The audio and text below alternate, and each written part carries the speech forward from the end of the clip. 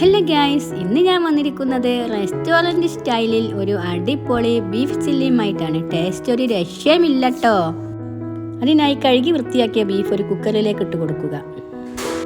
ശേഷം ഇതിലേക്ക് 1 table spoon ഉപ്പ്, 1 ടേബിൾ സ്പൂൺ മുളക് പൊടി, 1 ടേബിൾ സ്പൂൺ മഞ്ഞൾപ്പൊടി, 1 ടേബിൾ സ്പൂൺ കുരുമുളക് പൊടി, 1 ടേബിൾ സ്പൂൺ ലെമൺ ജ്യൂസ് എന്നിവ ചേർത്ത് ബീഫ് നന്നായി വേവിച്ചെടുക്കുക. വേവിച്ചെടുത്ത ബീഫ് നീളത്തിൽ മുറിച്ചെടുക്കുക.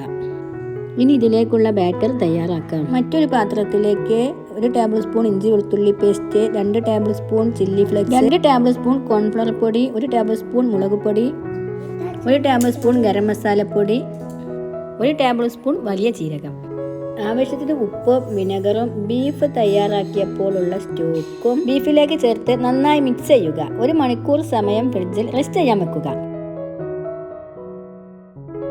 ശേഷം ഇത് വെളിച്ചെണ്ണയിൽ നന്നായി മൊരിച്ചെടുക്കുക. വളരെ ടേസ്റ്റിയും സോഫ്റ്റുമായിട്ടുള്ള റെസ്റ്റോറൻറ്റ് ബീഫ് ചില്ലി ഇവിടെ റെഡി ആയിട്ടുണ്ട്. ഇത്തരം റെസിപ്പികൾക്കായി ചാനൽ സബ്സ്ക്രൈബ് ചെയ്യൂ. Thank you.